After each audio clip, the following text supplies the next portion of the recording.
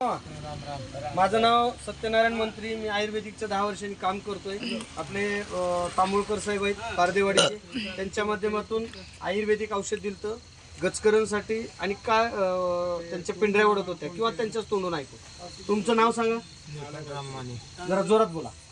राममाने. बघा तुम्हाला काय प्रॉब्लेम होता? माझे काय पिंढऱ्या हे वडला त्या खाजरा होत्या पोटाला गचकरण. पिंढऱ्या ओढत होत्या आणि पोटाला गचकरण पण होतं.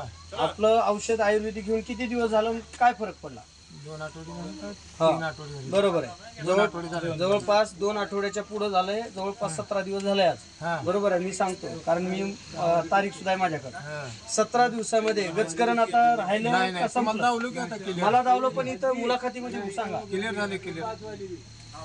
खाजरा जरा सुद्धा राहिलं नाही. खाजरं सुद्धा क्लिअर झालं. त्या औषध घेऊन पिंढऱ्या सुद्धा वाढायच्या बंद झाल्या. पिंढऱ्या वाढायच्या बंद झाल्या म्हणजे त्याचा गुण आला. सकाळी उठाई नाही गेला आपला, पुन्हा आता उठाई नाही. पहिलं काय उठाही नाही गेलं. हे उठलं की तू ओरपाटी असं ओढायचं नसा ओढायचं. पिंढऱ्या वाढायच्या. महिना झाला ते.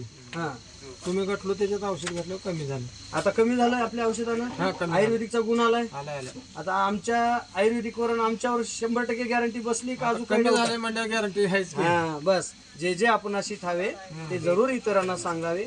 आणि जडीबुटी जे तुम्ही 50-50 हजार घालून परेशान होता तिथं कमी पैशात काम झालं. कमी झाले. तुम्ही मुलाखत दिल्याबद्दल नेटसप कंपनीतर्फे मंत्री सर, तांबोळकर सर आणि रोहिणी मॅडमच्या माध्यमातून आम्ही आभार मानतो. धन्यवाद.